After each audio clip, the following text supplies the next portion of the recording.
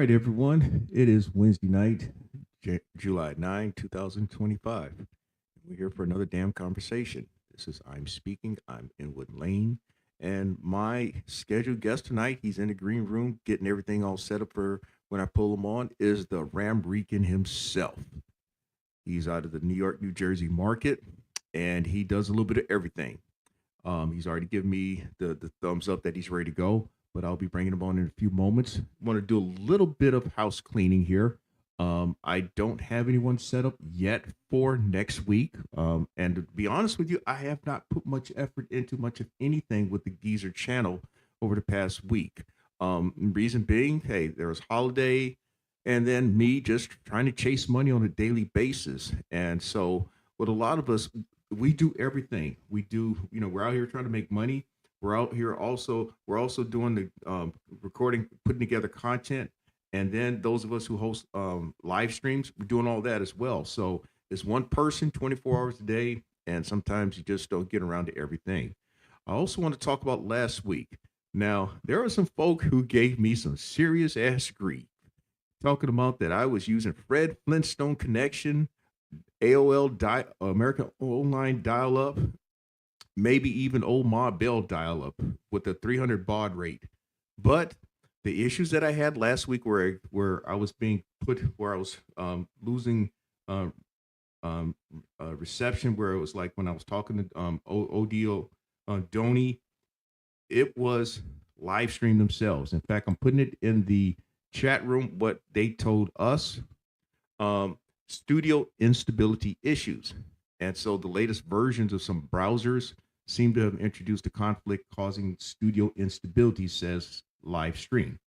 So don't talk about me not paying my bill or having 20th century connection. It wasn't the geezer after all.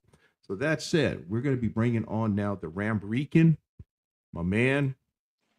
Thank you for agreeing again to come on. Yes, sir. We in the building. That's right. He's in the building. If you are faint of heart, soft at the ass, this is not the conversation you want to be a part of. Get out of here. Now, last time RamRican came appeared, this was at the end of April, and I actually had a run in my box truck from Myrtle Beach to Atlanta. Yep. It paid some decent money, but I was unable to find me a motel or hotel lobby to do the live stream. So I did it out of the box truck, Straight up driving back from. That's right, driving back from Atlanta to my market in South Carolina. So now I'm in a Gig Geezer studio, as what I said I was going to try to do, and so we're going to go ahead on with the conversation, my man. Yes, sir. Yes, sir. Let's see here. I did check out a couple things recently about you, and what I want to talk about is a couple of your guys, Troy and Sean. Yeah, they seem to be your right and left hand guys when it comes to doing your work. So talk about them, those two guys. All right, those are my guys. Troy and Sean. They're the backbones right now to helping RamRican Junk All Pros out, and I've known those guys for about, I would say, at least close to like 15 years each. The guys that I've known from around the neighborhood, where I grew up, where I know Troy from. We're both originally out here in the Bronx, so I know Troy from back in the days. He was a neighbor of mine on the block that we grew up on.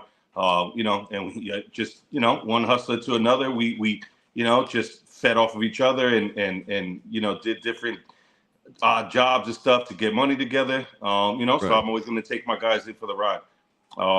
Sean, prior to a lot of the cargo van business, my junk haul business, I was into the music scene. So I met Sean in the music scene, where he was doing, he does like, videography and things like that. So we were kind of mixed up in the same crowd right there.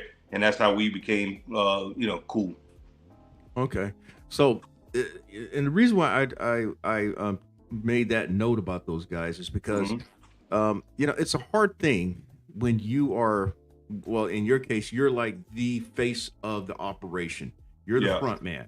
You're the one who's out there wheeling the deal and trying to bring in the money. Yep. And now you're looking to scale, and you need help. And Yeah. it's Of a hard course. thing to find good help. It's a It hard thing. is. It, It it's a is. hard thing to find people that you can trust.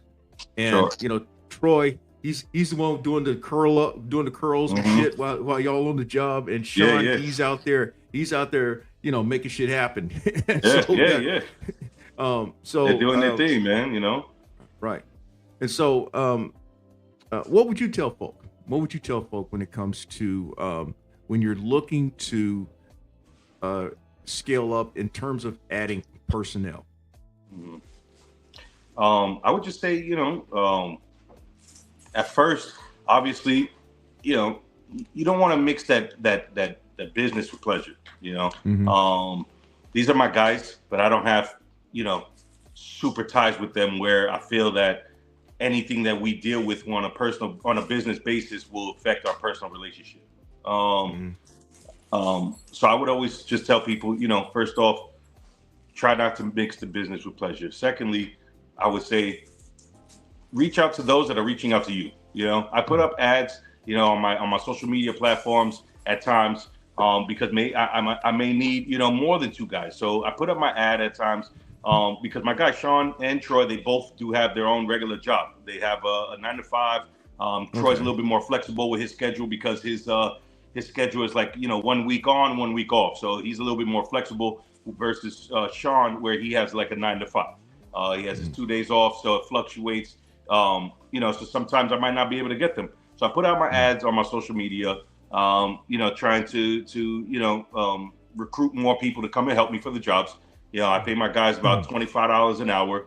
Mm-hmm. Typically, we're on a job scene, 4 or 5 hours. So my guys get, pretty little paid, good paid for their time while they're out there on the job. It's not a bad job where they're, like doing too much for the work, for the money. So, Right. um, and like I take that takes me back to when I was saying, reach out to those that reach out to you. When I put my flyer out there, people reach out to me, and these are two of the top guys that are constantly calling my phone. Hey, what's up? Is there any more work out there? Do you got work for the day? Right. And constantly just asking for work. They're always following up. So, follow up with those that are reaching out to you. You don't want Mm-hmm. somebody. Oh yeah, I know my cousin. I'll hire my cousin. But meanwhile, your cousin's lazy as shit.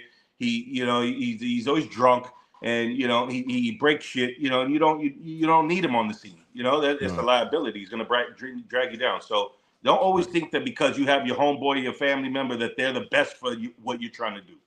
No. No. They could be the absolute worst. They could be your biggest fuck ups, Yeah, and definitely. be your biggest liability where it's going to cost you. Yeah, Um, sure.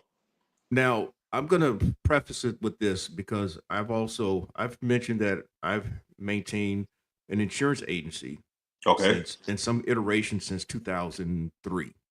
In fact, I tell folk, and I've shown literally where I have an office, so I pay office rent and all that shit. Yeah. Um, but the insurance side is more of a write off. But in my few experiences where I've tried to bring people on to, make money for me, Yeah. one guy talking as if he wanted to run the show, Yeah. Yeah. and then the and then the other person, she, I mean, when I call myself getting on with another operation, a managing general agent. So a managing general agent is someone who has all the contracts. You're like Hmm. a sub agent under them. But Yeah. he asked me to, hey, I want to see your business plan. Well, I never done a business plan, but I sure as hell put one together. I did my Yeah. research, put one together. Sure. So basically the same standard that I was held to, I try to hold somebody else to the same standard. So I Sure. asked this lady who was interested, hey, I want to see a business plan. Her business plan was one sheet of paper written in pencil. Shit. So, but I mean, see what Each his so own, man. yeah, yeah. Hey, at So least you got that, started. huh? I said, at least you got started somewhere. Well, it didn't last long either. Yeah. It didn't last long. I went more than out of my way to try to accommodate her, even though and I even showed her here's what a business plan looks like. Yeah. But I realized that um, in my case, what I often have found is that I just end up doing things myself. Of That's course. a weakness that I have. How about you? Do you feel as if sometimes that that you may just ultimately have to default to yourself, or do you really would like to have people to make the job easier? Well, I'm a type of person that I'm borderline a perfectionist, right? So I'm a Mm-hmm. hands-on person. I want to make sure that everything is done right, right? Mm-hmm. In my life, I've always been held to the standard of running a team, right? Okay. I was a project manager. I was a regional training manager. I've done it all, right? So Mm-hmm. I'm used to finding the people and molding a good team that I feel Okay. confident in, that I can leave them behind without me being, on site, and the job will still get done. But Mm-hmm. the perfectionist in me wants to be hands-on because I'm used to relying on me, right? Right. Mm-hmm. Everything I've done in my life has been me. Whether Mm-hmm. it's to my writing my business plan, doing my marketing, reaching out for business to business contracts and trying to reach those clients and get those sales and build that relationship, to doing the work myself, to paying all the bills and finances, and managing each and every branch of my business. So would it take a load off of my shoulders? Of course. Do I feel Mm-hmm. like I have those people in my life that I can leave that responsibility to? No. Mm-hmm. Why? Because I don't feel like I'm that big yet, right? Right. If I was a bigger company, of course you want to fall back, you want to relax, you want to look over the books and do the financing, right? I'm a business major, so that's where I would like to sit in more of my office, go over the books, and Mm-hmm. get the jobs lined up, right? Right. So But I then don't mind you my have. position, like I it's a lot of work, but I like relying on me. Mm-hmm. It builds that character. It gets you, understanding what it is that your business is going to take from you to move to the next level. Versus somebody, Right. bringing everything to your desk, and saying, "Hey, here's what the problem was, and this is what we should do." I'd rather Mm-hmm. be in there trying to figure out every solution to the problems that we may have. Right. All right. Well, I just noticed right here rodeo asking what the funk's going on in here. Well, we are spreading the funk right now. We're spreading the funk of making Yeah, some we money spreading that right funk, now. and it's that real life talk, man. From hustler Yeah. to hustler. If you're not interested in getting any money, man, this shouldn't be the conversation for you. Yeah. Yeah. You just stay the fuck on where you are, and find somebody else with the bullshit that you want to listen to, because this is Yeah, the real shit here. So um, now I noticed that you've shown some projects in which you've made some decent money. Now we're going to talk about those, but I'm going to ask you first: have there been some situations or projects in which you've made the mistake where you've underestimated the work, and you yeah, definitely. therefore took a bath? Yep, definitely. There's been a few jobs, and it's just I'm the type of person, I don't dwell over things, right? I take everything as a Mm-hmm. learning lesson. Um, Mm-hmm. and obviously I'm new to the game, as far as pricing, but I feel like throughout the time from where I started to now, I've managed the pricing a little bit better. But I've been on Mm-hmm. jobs where I could have easily gotten $2,000 more than what I've sold the job for. And that just breaks down. I in a few of my videos, I like to break down all of the expenses from the main total of the job to Mm-hmm. dumping fees, gas, tolls, my payout to my workers, um, Mm-hmm. and any other expenses that I may have, and how much the business is going to take, and how much I take home at the end of the day. So with that math being done, after a lot of jobs, I've seen that there was room for more. There was definitely a lot more room for more money to be added onto those jobs. And like I said, you learn from them. Right. At that time what I'm doing, right, in the junk removal world, it's like you don't have there's no blueprint up to exactly how much everything would cost, right? Right. There's Right. there's market prices of how much you should charge per square foot, or how much of Or a ton would cost. And you kind of like you play around with the numbers based on where you live, how much they charge per ton, and what's their minimum charge, and you try to play with the numbers. But to keep it real, when you're selling these jobs, bro, and you tell somebody, hey, listen, you're looking at the job, and in your mind, you're like, hey, the job's gonna cost you $2,000, and they agree to it. You kind of get that excitement from the money that you heard that you was about to get until after the job and after all of the expenses are paid. You said, damn, I really could have, I could have shot for some more. Or while you're doing it, he's like, this shit should have been more. Yeah, I got a video. It's a video called shit. It was a clean out. It was a property clean out. I had a picture of a U-Haul in the front. And I had my guy Sean and Muhammad on the job. And it was a big estate. It was out there in New Jersey. And when we went through this house, everything looked, I saw the stuff that he sent me in the picture, right? I don't like to go based off of pictures. I like to get in there and go do that walkthrough and make my list of exactly what I'm taking out. So that way I could kind of, formulate a plan on how much I'm going to, shoot for the stars on the sale. But a lot of people say, hey, it's not that much shit. It's only going to take about an hour. It's not that much. And then when you're doing the job, oh, can you put this in there too? Can you add this? Can you add that? So, it becomes a lot. And what had happened on that specific job was me and Sean, we left the job site. We filled up the truck and we shot out to the dump site. I left my guy Muhammad on the job site, to continue on at his pace, filling up the rest of the other truck that I left on site with the remaining items from the house. But within that time that I was gone, the owner of the house, he came in and he took my guy Muhammad and spun him around and, hit him with the okie doke and was like, hey, can you take this extra? And, can you put this in there? And by the time we came back to the house, that job looked like a fucking nightmare, bro. Like I only made $2,000 off of the job. And I said, I looked at the owner and I said, I'm going to need some more money for this shit. This is not what we weren't in agreement with this shit getting taken out of the house. You kind of threw my guy a curveball and had him, pulling out shit when I wasn't here. And, and now look at the situation we're in. But the client was cool, whatever. He understood my position in that. And, he tipped us well and gave us some extra money. And, we moved on with the job and completed it. But in a situation that's an like exception, that, though. That's an exception because that's just an exception, and he was moving, so he really wanted to get everything out of there. So I had I had him in the corner with the the urgency right there because he needed that shit done, and I needed more money. Right. Well, I'm gonna pull up here this one. Okay. I'm gonna play it, and then you just tell me about. Well, this is actually, I think, a promo.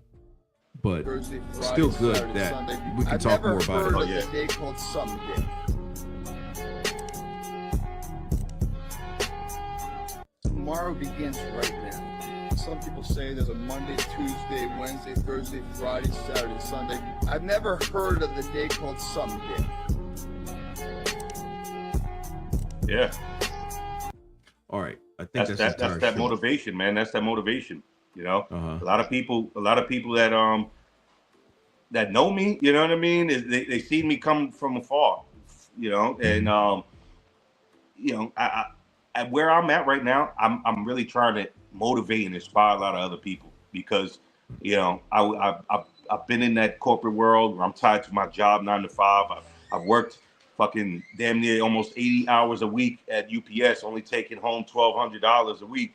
And I'm exhausted by the time I get home. I'll never get to chill with my family.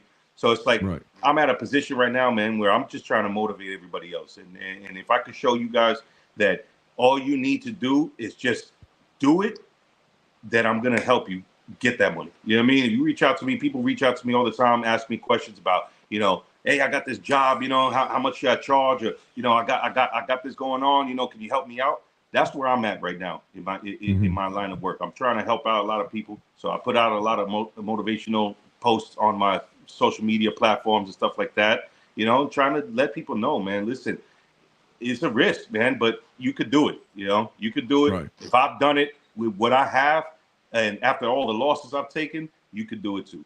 So that's one of my posts there that's just trying to inspire and motivate people to, Start today. Don't wait for tomorrow. So I'm going to ask you the opposite of that, and then I'm going to go back into one of those projects, and then you can explain a little more about one of those projects. Yeah. Hold on. I'm not multitasking this time, but I just happen to. Yeah, All right. but you were doing your thing last time. Yeah, you made it happen. Yeah, that's true. That's true. At 65 mile an hour too. So that goes to show y'all I can think and talk at the same time. Exactly. And drive. And drive, exactly. I think it was kind of cool though. You should, you know what I mean, have a little session where you do the box truck interviews, man. It was kind of cool. You know what I mean? Obviously lighting got to be, taken into account, but other than that, I think it was pretty cool because that's not, that nobody's doing that right now. Right.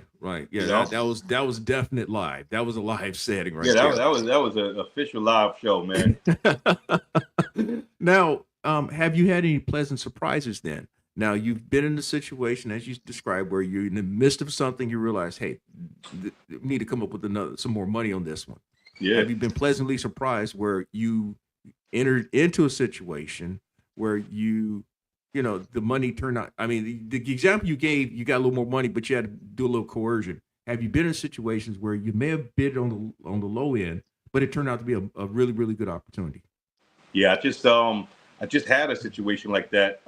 It was a video that I think it was my most recent video actually, where we did the extreme backyard. The extreme backyard cleanup. It took me 2 days. That client at first, they reached out to me on an email. They found my number on like Facebook. I went to the site to do my walkthrough. They had just redid their whole driveway, so they had nothing but concrete slabs out there that they broke up, and the contractors left on the side of the yard. So she wanted that removed. So as I was doing my walkthrough, I came in and I quoted her at like 800, right? I think I kind of like shot myself in the foot when I got on site and noticed that, hey, this shit is going to be a lot more than that. So I sat down, we built out this action plan. At the end of the day, the full total of that job came out to about $2,400. We removed all of that, the concrete from her yard. She had been sitting on that concrete for about 5 years in her yard. Got my guys out. Yeah. So, so she was ready to, the money was too much, right? But every other company that had quoted her was over my price, at least by $500, right? So I quoted her about $2,400. Other companies that quoted her, $3,500 to $4,000 because of the weight of the materials that we were hauling up. So I got on site. We did the job. I collected my $2,400. And this is the reason why you need to talk to everybody. When you're in the junk removal world, you need to make these connections because a situation like this helped me out, right? Go in the job. I come in. Normally you dump shit by the ton. So I go to my guy.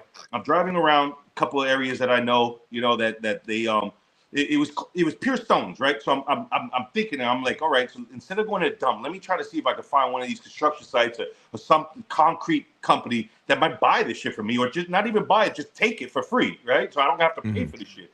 So I'm driving around, and I went to about like 5 different locations. I got shot down by 4 of them. On the 5th location, the guy went in there and he said, listen, he looked at my load and he said, and mind you, where I'm at, it's $150 per ton. I had I would say at least a good 5 tons in the truck. Wow. The guy tells me, he said, listen, just give me $250 and I'll take everything from you. Wow. Yeah, I dumped that truck so fucking fast, bro. That was that was such a blessing, man. That job right there, I got to pay. I got to keep a lot of money after the payouts, right? So within the payout of my labor and with the load, probably came out to about $400. So I got to keep the $2,000 out of the job, So it was a great job where I went in and I kind of felt like I thought that maybe I was going to have to spend at least $900 on a dumping fee. So, it just goes to show you have to network with people. You have to communicate, and you can find places where you might be able to dump shit for a lot cheaper, man. Or somebody might be willing to buy it from you. You might have. I've done that with wood, like cut down a tree and we cut it into a couple pieces and I gave it to somebody for firewood instead of have to pay to dump it. You got to think, man. You got to think. And you got to use these connections to get out there and figure out what's going to save you money, you know? Hey, rideshare road warrior, Right road here, warrior Road Warrior Rick Rick. from Ontario, California. That's right. Hey, He what's does going on, mostly. Road Warrior Rick? Welcome He to the does chat, man. mostly. He does mostly gig food delivery and some rideshare. Okay, Um, but Ontario is outside of Los Angeles. Once famous Ontario Motor Speedway, a it half is. century ago. Um, so he's come through here a few times. He's actually All been in the right. conversation here. Oh, and by the way, anybody who may want to join the conversation and talk to the RamRican and I Yeah, directly, hey, click this link that I just put out there. And if I see you in the green room, I will bring you on. yeah, man. Now, Come on, drop your questions, man. Let's go. We need some questions. Anybody have things that you want to ask about the industry and you know about the vans or you know about just how to make this money, man. I'm your guy, bro. right. And that leads me to this then. RamRican Industries. Yeah. RamRican Industries. Here's your chance to talk about it. Talk about what is RamRican Industry. What is it about? What is it comprised by? All that. This is your space right now. All right. So RamRican Industries is a collection of multi services that I provide. Right. Mm-hmm. I have my license in a lot of different fields, so I wanted to incorporate them in my business. You know, Mm-hmm. I didn't want to. I didn't want to kind of like isolate or confine myself to one space in the service industry. Mm-hmm. You know, so like I said, you know, we are RamRican Industries. We provide junk removal services. We do landscaping services, and we also offer hardscaping services. It's a multitude of home renovation or home improvements. You know, where me and my guys we get on the property, and we can offer multiple things. You know, I may have a client that may want to do some landscaping services. How can I tie landscaping back into junk removal? Well, Mm-hmm. when we chop up the yard, the trees or bushes or whatever, that needs to get hauled out of there. That's yard debris. So that ties back into junk removal, right? So I give Right. my clients a quote on the landscaping portion of it, and in addition to the pricing that it would cost to haul out the yard debris. You know, so everything that I do ties back to junk removal. I have my foot in the door with a lot of clients, so you know, these are other services that I'm skilled at and that I'm willing to do. I've always I've always wanted a landscaping business. Okay. You know, so I'm trying to you know build both industries. Mm-hmm. You know, and so like I said, sometimes I don't want to just brand myself with just RamRican Junk Haul Pros because somebody else might want another service, but they overlooked my services because of the Right. name. You know. So it's kind of you want that you want it all in under the same roof. Yeah, That's what it under the amounts same to. Under umbrella. the same. Mhm. Correct. Yeah, you know, there's multiple businesses. You know, I put my paperwork in with the Secretary of State for your you know doing your DBA. You know, you're Mhm. doing business as. Right. You know, so that way I can work both industries. You know, when one doesn't work, something else Yeah. might come through. You know, And and this. and I'm just that type of person where I can't keep myself confined to one stream of revenue, you know. So Right. And this is I'll what I've offer the been talking. service. This is what I've talked a lot about, and this is having options, giving Yeah, yourself options. When you're in business, you got to give yourself fucking options because if you're one horse, if you're that one trick pony, and that it's not trick gonna work. doesn't, yeah, you're gonna have a Yeah, bad month, and you could very well be out of business. I want yeah, to now definitely. let's see. Right now, Rick says that he's now doing messenger and courier stuff in Orange County and Los Okay, Angeles, okay, that's a and good gig, man. right, and then Red Man, he just he's talking about getting that money and throwing out there about my Geezer 16, and I mentioned about the van and the F-150, and he talking about the Geezer compound again. But Red Man, hey Say man, red thanks for man, coming. salute. Yeah, thanks for coming through here. Sounds Yes, like you sir. got a sounds like you got somebody who wants to join in on the conversation behind you. Okay, let him in. No, I'm talking about no, your dog. Oh yeah, they over there for fighting. I got two Yorkies, man, and all they do is one's a boy, one's a girl, and the girl she bothers the boy all day long because she knows it irritates him. It's like that. It's like that. Yeah, yeah, I'm gonna go back into one of your videos. In fact, these are things that you've done. And given and if well, you did it in the video, but what I'm gonna do is play a couple moments of it, and then I yeah, want you to just go over the business part, the breakdowns, and try to give somebody as you give them that realistic picture. yeah. Bear with me here. Door frame. We have to go down. Yeah, 4 flights of stairs. Yeah, I remember this one now. I remember this one. Y'all did some. You see my guy Troy getting in that money. And there he goes doing his arm curls. I'm about to keep these shit. Yeah, we was banging the shit out of that. One person goes up, the other person waits with the van, and you take turns. So that way, you don't catch any tickets, and you can get the job done. All righty. Yeah. RamRican does some video stuff there that I've not done. So I'm taking that's your creation and all. So Yeah. Okay. But anyway, explain that one. Now, I think I may even suggested about if you had an angle grinder for things Oh yeah, like that. yep. Yeah, you did. You had told me about that. That was a job that we just we removed some patio furniture from one of my clients' rooftop patios that they had there. And it was a bitch, man. I didn't have my Sawzall on hand that day. It was fucking about 100 degrees on that roof. It was about 6 flights up. We're in New York City. It was a walk-up building. And there was just those Brutal. 2 pieces, man, that we had to hit with the sledgehammer. What we were trying to do, right, is the pieces almost fit through the door. So the handle of the little bench was preventing us to get through the door. So what we were trying to do is hit it right at where they welded it to try to bend that shit, to at least get through the door, and I think that the sledgehammer just, overworked me and Troy because we was tired, man. It was scorching hot on that roof, and we were just trying to finish the shit. These 2 pieces wanted to give us a hard time at the end, man, and but we got the job done. But as you can see in the video, I tried to be realistic with people, because it's not just for me, where I'm at, it's not just going to the job site and taking the junk out.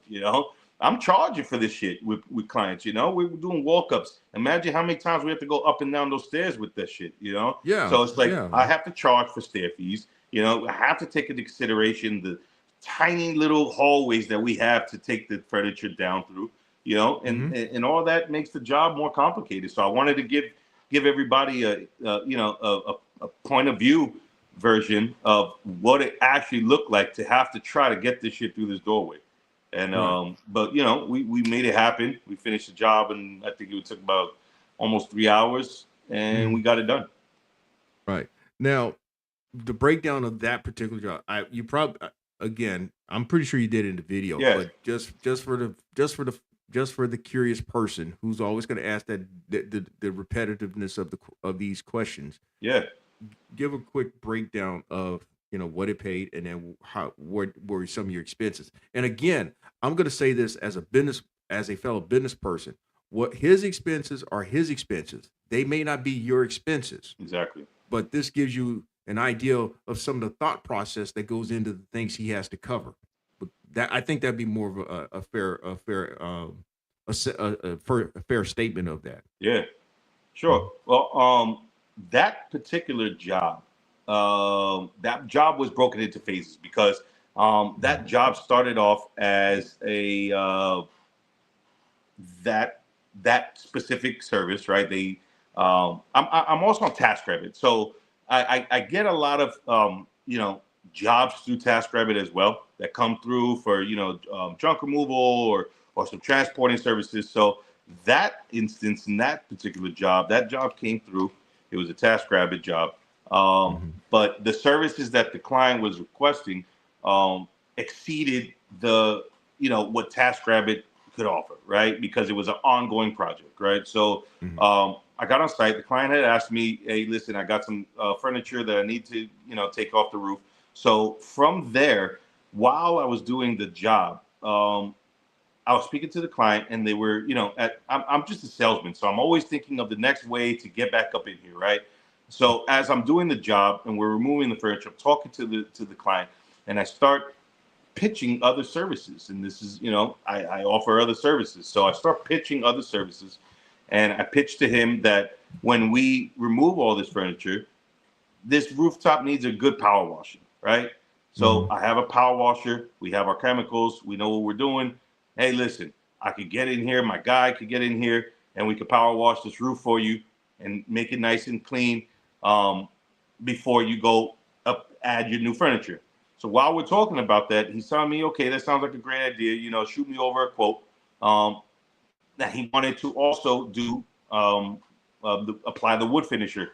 So it became a multi-day or multi-phase job, right? First job, we took out the furniture, and then a couple of days later, we went in there. We got the contract signed to get in there and go do the power washing.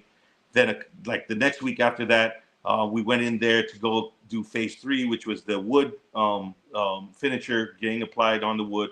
So we went in there that day. We did the fence and the floors. Me and Troy, we did that. And then we had to come back the next week because that 1 week that we were working on his house, it was just raining all week. So we only got to do that one day, waited for all the rain to come through, came back, finished the job in another 2 sessions. I'm about to drop the video right now. I'm editing it as we speak.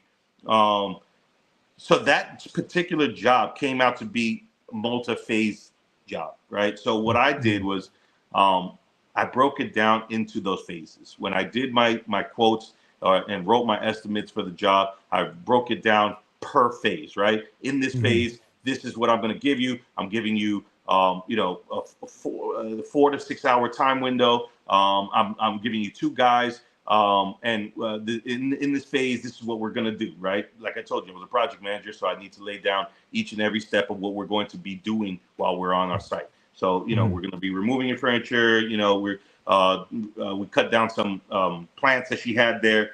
And then, so I broke it down like that. So that way throughout each session or each phase, I could get a security deposit, right? A security deposit covers my pay of my guys, or if I need any other tools or supplies for the job. Cash flow. Your cash flow. Yeah, sure. So so I did that, right? Because if I had just thrown out a number out there and I got one security deposit, every single thing out of after that is going to be out of my pocket until I get paid after the job.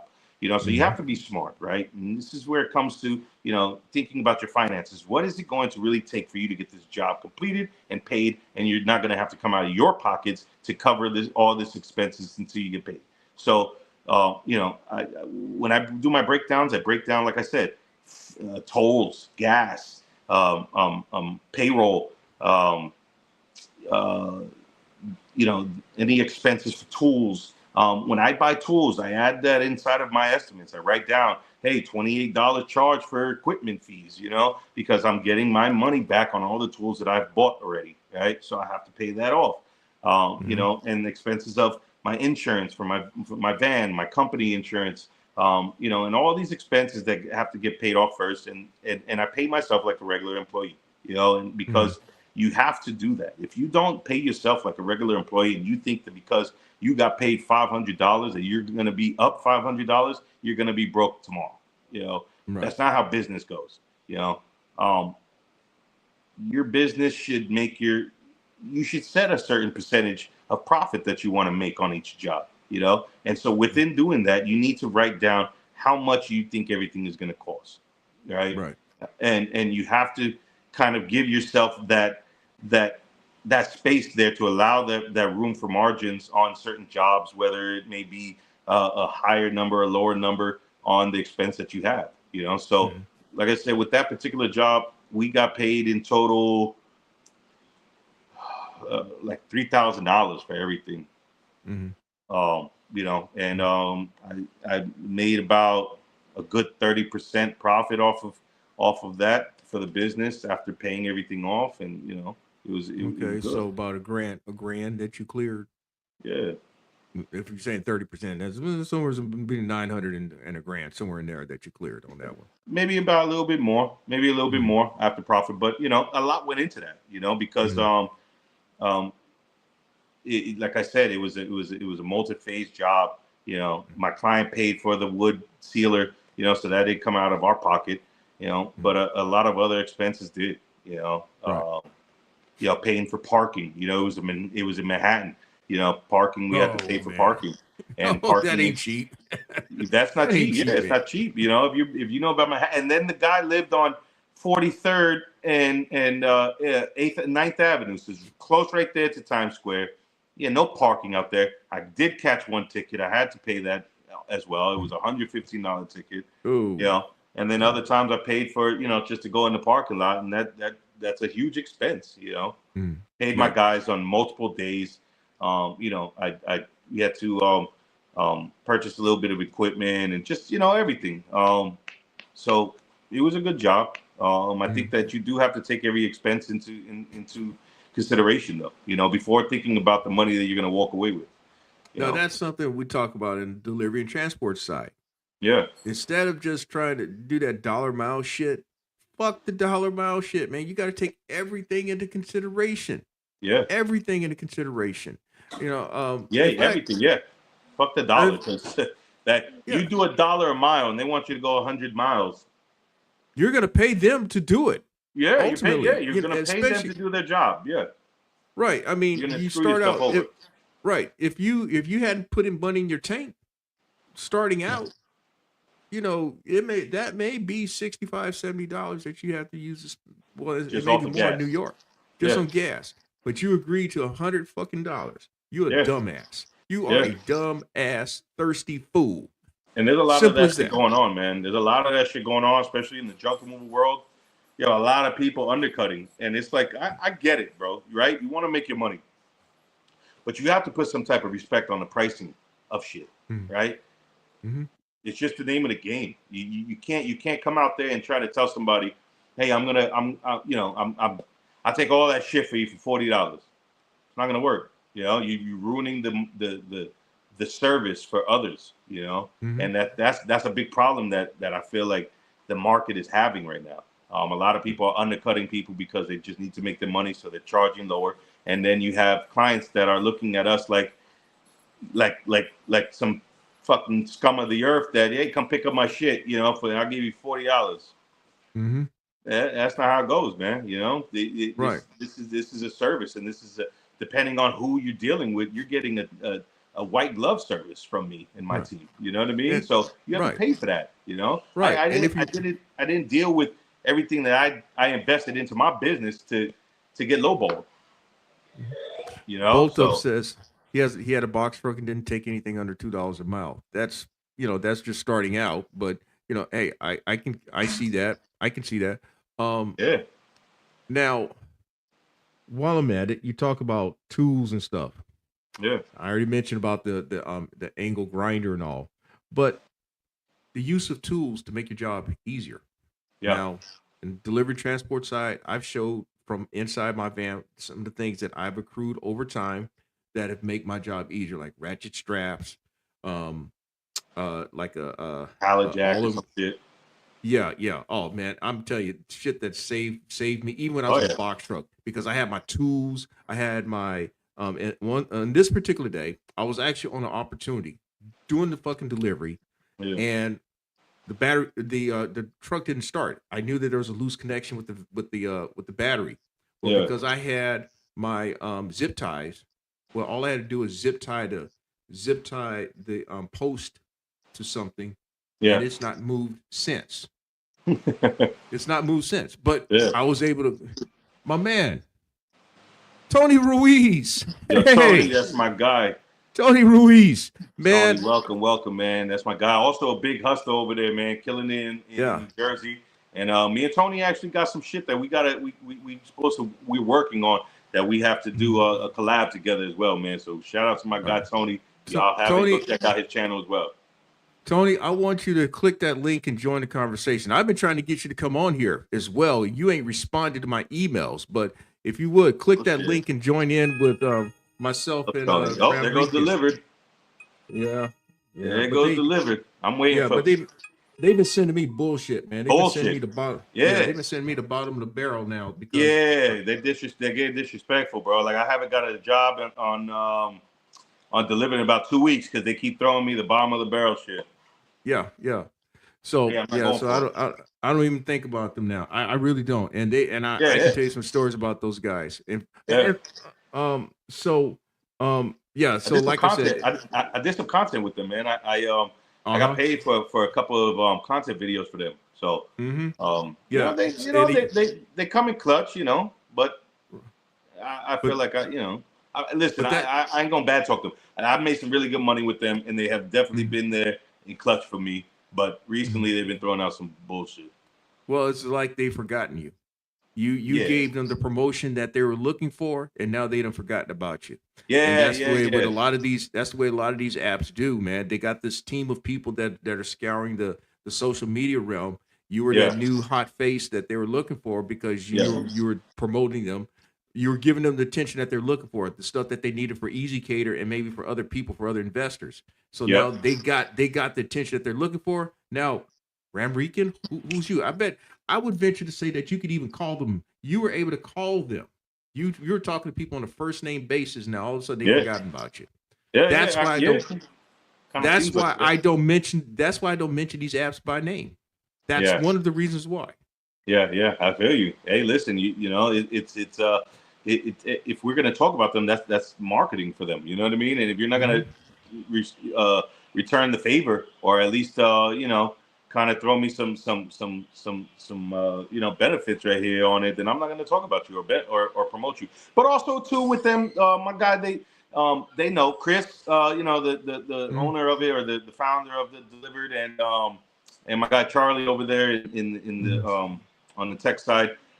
They know, you know, I kind of like stopped doing, not stopped doing, but I've went a different route when it comes to my content, right? So I'm not really Hmm. dropping any more videos showing the food catering because I don't know. I didn't want to mix the two, right? On my channel, I'm trying to Hmm. change my channel, right? And I'm trying to have Right. it targeted or aimed at what I'm doing, right? It has to be Right. on a straight path, one topic, and let's keep it growing, right? Like I've done my Hmm. research on YouTube, and you can't be all over the place. You know, if you're in Right. one niche, you have to stick to that one niche on all your videos, and everything has to align, and you'll fall into the algorithm.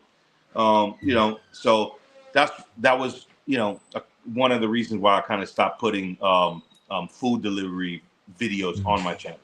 You know, and then Well, also too, I graduated from having to do that. You know, because right. business has been so good, and you know, I'm kind of like focusing all my time on getting these bigger jobs. You know, with my van and shit like that. So you know, it's been good, and I wouldn't deter anybody from getting into the food delivery game or food catering game to make your money Mhm. because Mhm. bro, you can make some really good money in that shit. Right. Yeah. Now, see, that's how I got to where I am. I Yeah, started out doing the gig food yeah, I delivery remember. stuff. Yeah, I started out with I've given the story though, but let's just say circa the Gig Geezer channel. I yeah, was in the F-150 and the Taurus, and that yeah, was for over the next year or so, and that set me up to where I made the decision to look into the Sprinter slash Cargo Man, and yeah, and that also gave me cover in terms of the transition from gig food delivery to doing the last mile delivery stuff and the brokered opportunities, and then talk about working into a cash game. So yes, yeah, gig food delivery, it has its place. It's what you do with it that it's what you do with it that's yeah, always yeah. going to determine your success Your or outcome of failure. it. Yep, yep. Hmm. Yeah, we So, talked about that last time, man. It's about your hustle, you know. mhm. Speaking of hustle, now I always go back to my days at the bowling alley at the racetrack.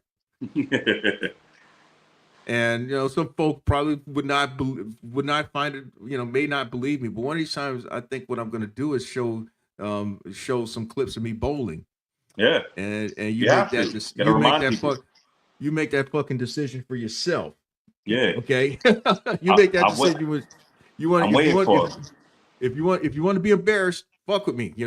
That's all I can say. but Okay. uh, but with you with I mean, you know, I've talked about hustler in terms of when we're talking about people who try to do bottom dollar bottom buster shit that fucks up the market. Those are hustlers, and Yes. ultimately what happens, they don't last long. But I Yeah. understand what you're saying with hustle, because what I'm talking about, the hustle in terms of hard work, the enterprising person. That's what hustle is in that definition. So where did it begin with you? I mean, you talk about New Jersey, New York, and all Troy and those guys. What what was a part of the hustle? What was it that you did? In terms of what in Okay, what? what I mean is what. All right, again, for me, Yeah, the hustler part where it came from was from yeah. my days at the bowling alley and Okay, racetrack. okay, okay, okay, okay. So, Mhm, all right. So my hustle has started since I was a little kid. I've always, mhm, you know, you know, it's not on you, it's in you, right? So I mhm, was born with that, right? A lot of people, you struggle. Everybody has their gifts, right? I was mhm, born with the hustler spirit. I've been blessed to have the gift of gab. I've been since I was a little kid. My hustle started with selling CDs, you know, at school. You know, and I was fortunate that my mom, you know, she had a computer in the house, you know, and so I would go and get playlists from other kids at the school. You know, I go around and I tell other people, to give me a tracks that they would like, you know, songs or whatever, and I'll go make them a CD. So that's where my hustle started. I started making CDs for people when I was younger, selling CDs in school, and I mhm, learned that, you know, I'm this is something I'm good at, right? So I transitioned, and you know, I started selling all kinds of shit, you know, um, I as a teen, you know, I grew up always, you know, being in the streets and being a hustler, selling mhm, drugs, you mhm, know, and even in that, you know, that's a business in itself. I scaled my business. I ran what I was doing as a business, you know, and I made some really good money. And within that, I always had a job at the same time, you know, and I was always into sales. mhm, You know, I have, you know, my life insurance license. I have, um, you know, a lot of things that I've done in sales over the past 30 years in being in it. So my hustle came from the streets, you know, and saying to myself, you know what, this is not the end of the road, you know, and you could do something different with what you're doing, right? So mhm, I took that hustler spirit and mentality and transitioned it into something legal, you know, and getting into the transport game and getting the box truck and starting to do that because that was a passion of mine. You know, I mhm, like talking to people. I like making these sales. You know, like I said, I trained people on how to make sales. I've made millions of dollars for other companies, and you know, I've made some good money for myself. You know, so I'm a proof and walking proof of a hustler. You know what I mean? Like right. I get I get residuals every month from life insurance policies I sold in Mhm, 2019. You know what I mean? right. So Mhm, you know what I mean? So that just fuels the passion of the hustle in me, and I just like that shit, man. Like I like selling, I like building with people, and I like the the back and forth negotiations with people. And you know, I mhm, do that on a bigger scale. Like I used to do business to business for other companies in sales, and so you know, that just it's just always been in me. You know, so I take I take I take pleasure in doing what I do, man. And like I said, I offer other people, you know, mentorship when it comes to sales and trying to do for themselves because I'm a big advocate on people, you know, taking care of themselves and getting out there making money for themselves and doing what they have to do to provide for their family because you know jobs is just a time consuming. The objective is making money, not spending your whole time at a job. You know, so right. if you could go out there and make money in 3 4 hours that may cover you for the whole week, why not? Right. Right. You Why know? not? Well, we're almost at we're at about 55 minutes, man. So we've done Yeah, pretty yeah. good. What's up with Tony, Now, man? Tony, yo, what's up? You didn't come through in the room, Tony. Tony's run for me. I'm gonna put it like that. Tony has run for me every single fucking time. So Oh maybe yeah. that's what it is. Oh man. I'm gonna talk to So him, bro. I'm gonna get. We gonna get him on your next show, bro. that'd be nice. That'd be nice because I think Tony has a good story to tell, man. Yeah, I definitely. think Y'all I fuck think with he Tony, does. man. You know, me and Tony, like I said, um, me and Tony started talking through YouTube, right? You know, I Hmm. showed him love on his videos. He showed me love on my videos, and I ran into him a couple of times in the streets. You know, working. We were Okay. outside in the field. I seen him in the truck. I actually ran into him at a what was it? I think um the Mega Mezcla, one of the Spanish reggaeton concerts and shit. So we chopped it up, and Okay. and we've been in contact. So we actually supposed to do some content, man. And he's always shown nothing but love and respect, and I shared the same thing back with him, and he's always respected my hustle. So he wants to kind of like help get my message and my story out there to people as well. So we got something cooking up, and we got to get up to do some content together. He's a cool dude, man. He's definitely been in the game for a long time. He's definitely shown and proved, how you can scale your cargo van business and accrue new vehicles, and how to recognize when it's time to buy a new vehicle, and how to Right. shop for a new vehicle, and so he definitely gives you the rundown on how to maintain your business as a cargo van owner. Well, it's the key word what you said was scale. That is the last note that I put together for this session. Believe it or not, man. Okay. So we're gonna talk about scaling. Scaling and what's my word? Just suggestions and operations about scaling and growing your business. Now, in my case, what has happened is that I've evolved from that F-150 and Taurus. I've added the Sprinter van and now the Geezer 16. Yeah. And my next goal is the Geezer 26 with a lift gate. That's the elusive one right now. And I nice. think that once I get to that, watch out. Yeah. Oh yeah. For you, That'll be a problem. Huh? I Might said be a then problem? you're gonna be a problem. Yeah, man. Oh yeah. Take I'm be a an lot of old loads up in there. I'm be an old motherfucking problem too. But Oh yeah. It's good money though, But- man. Like I told you, I have a cousin. He live in Florida, in Tampa. Mhm. And he drives trucks, trailers and shit like that. He made a great life for himself. You know what I mean? And he got a couple of trucks and got a nice little fleet up there. So the sky's the limit, bro. So I wish you nothing but success on your path, man. Well, thanks. But I want your suggestions about, what means to scaling, what a person can do in terms of scaling up. You've gone from, I don't know what you had before, but I know about that E van, that Ford E-150, Yeah, and I've seen you with a box truck. yeah, But you've also shown where you migrated from not being less dependent on gig food delivery to yeah, what you're doing now. yeah. And these are all progressions. So Yeah. if we can close out on that, some suggestions and observations on how a person can at least at least conceptually how they can do something like that. I mean, everybody's situation is going to be different, but conceptually, how do you work towards scaling and growing your business? First, you have to have that that faith and belief in yourself, right? You need to devise a plan, and you say, "Listen, what do I want for myself?" Right?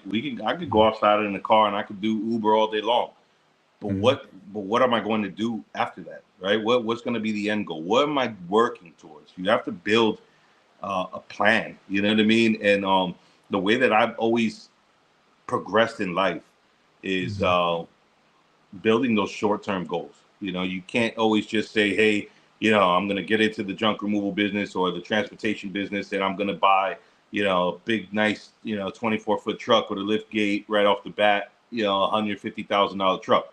You have to be realistic, with your goals.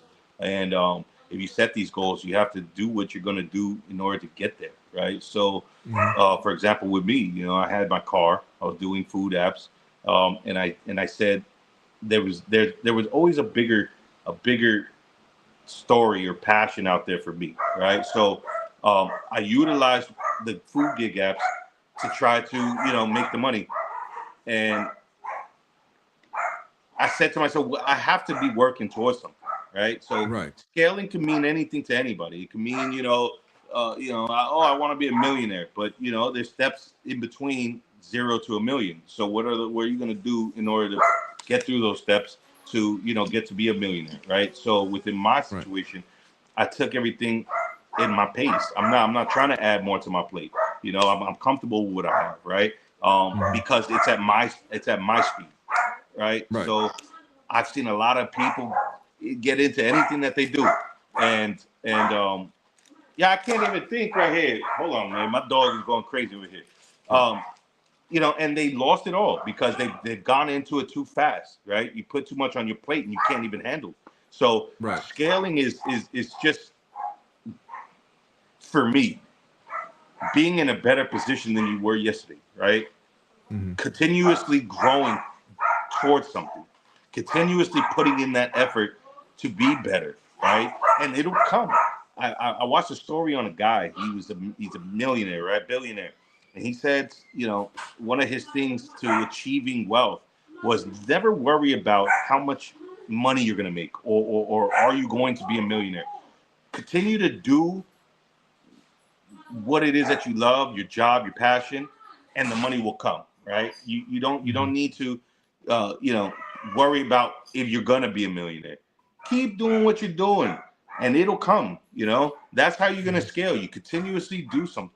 You keep being consistent with what you're doing, and you have that goal, and you're trying to say, hey, all right, what do I have to do in order to reach that goal? Once you reach that goal, you're not done. Continue to set another goal and reach for the next one. Continue to grow.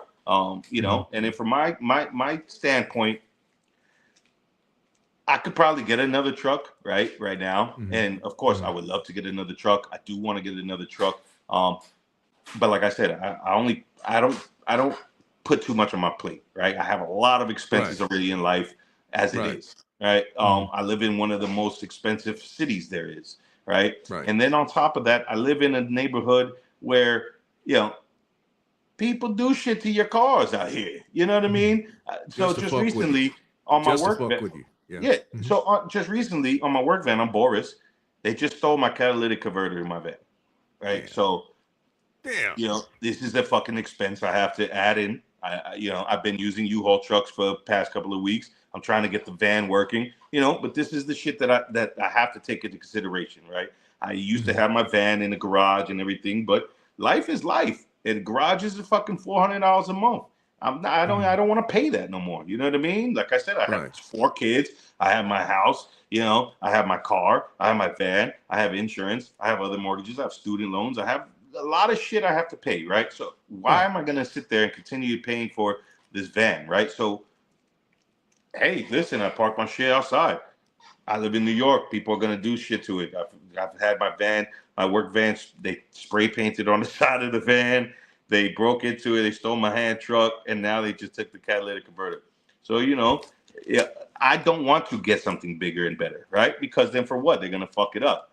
My van is great, you know, and like I said, I would love to get another bigger truck, but then it's like you have to take everything into consideration, you know. What expenses are you going to add to your plate? Right now, I'm trying to grow. So I'm not trying to add expenses to my plate, you know? And I think that that's a misconception that a lot of people have, is that they think that if they spend more money or continue to try to show that they're making all this money by the things that they buy, they're not going to get anywhere fast. You know what I mean? No. Except for back down into the ground, because you know, you can't go out there and go spend all this money because you made this money, because then you're going to go broke, bro. You know what I mean? You have to have these goals. You have to reinvest in your business, and you should only spend money when you're making money. When you have a cash flow every day while you're sleeping, then you can spend some money. I'm not in a rush to go out there and go buy a big ass truck and shit like that, you know, because of all the things that I have to take into consideration. So if people feel like, you know, hey, he's not scaling because he's not doing this and that, then they're watching the wrong fucking story, right? Because I know what the fuck I'm doing, and I know what money I'm making. You know what I mean? So, you know, it's just an illusion to people, you know? So I say that to say, don't live outside of your means to please other people. Think about realistically running your business, because in the end of the day, those people that have comments are not running your business, and they're not going to fucking save you when you go broke. So fuck 'em. Fuck them, you know. Fuck them. That's it.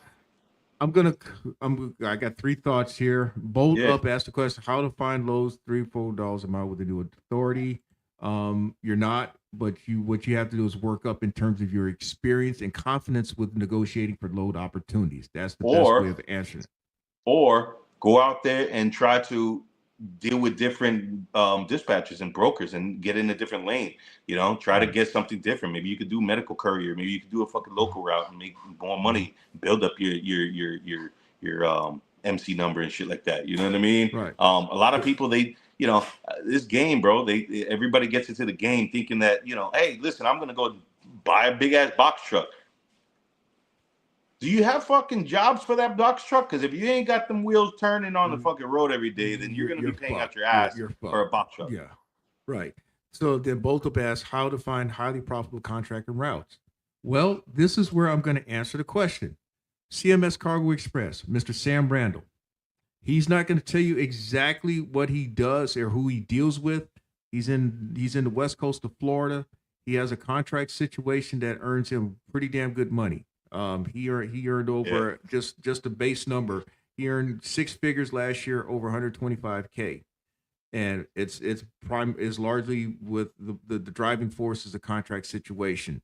So if you want to check out CMS Cargo Express, that's Mr. Sam Randall, and he can give you kind of an idea on how to achieve that goal there, Bolt Up. The goal is to own multiple operating vehicles. That's the only way to scale up in this business. Only so much you can make with just one vehicle. That's correct. Well, then, if you want to just look at if you want to look at a methodical way, check out RamRican, because RamRican has shown where he's added on, even though somebody doesn't fuck with his catalytic converter. He's shown how he's moved up to where he's had multiple options. I've shared videos on multiple options in the last few months where I've gone from the F-150 and Taurus to the van over the last couple of years to the box truck. In fact, I didn't even talk about the box truck for 6 months. That's how, so it's not so much me just say, hey, no. I wanted to make sure that I had shit going on before I even talked about it. Yeah. But anyway, RamRican, my man. Yeah, I appreciate you. Uh-huh. Yes, sir. Thanks for coming through here again. Yeah. I'm gonna ask you to work on massaging Tony Ruiz to I got you. Yeah, man. Thanks, because I man. Not definitely. I appreciate it, man. We got a lot to talk about. It's always a pleasure coming up here. I appreciate all the content that you put out there and the platform that you have for people in the transport game, box truck game, and continue to do your thing, man. No, you continue to do your thing, man, because you're doing that grand and 2,400 and 1,300 hits and all. I mean, hey, people just look at you. They're looking at the headlines. I know that it takes a lot of work to keep that coming in. Yeah, hell yeah. There's a lot of prospecting. Prospecting is the lifeline of any sales oriented work. Yeah, so yeah. you're constantly playing chess to make sure that money's coming in. You have to. You've got your crew right there behind you. That's big shout out to my crew, man. Definitely, man. And big shout out to them, man. Because like I said, and I've told them, man, you guys are the face of my channel, man. You guys are getting your fame up before me, man. So I definitely appreciate them, man. And like I said, they have a family to support, and I see that, and they're always willing to put in that work. So you know what I mean. I'm gonna reward them and bring them out on the job site with me. So it's a great thing having good reliable help. You definitely need that. All right, man. Well, I'm gonna put you in the back for a couple moments here and close out here. Y'all, hey, although we didn't have folk who actually joined in on the live damn conversation. Maybe it'll happen next week. I've not yet really made a concerted effort at trying to secure somebody for next week's conversation. But if it's going to be a free game night, then I'm pretty sure that we'll have folk join the damn conversation that way. But I just want to say thanks to RamRican and making this show possible. Thanks to y'all for coming in through here on the chat room. Y'all are kind of my motivation why I'm doing this, but at the same time, I know that this is something that's well within my personality of having live streams like this. Everybody has their own idea of trying to make things happen, to to help folk out. And this is just my way. I'm not going to give y'all the answers to the test, but I am going to show y'all conceptually how it can be done. RamRican just shared conceptually how it can be done his way as well. So that's all for this conversation this week. May your grind, may your business continue, y'all.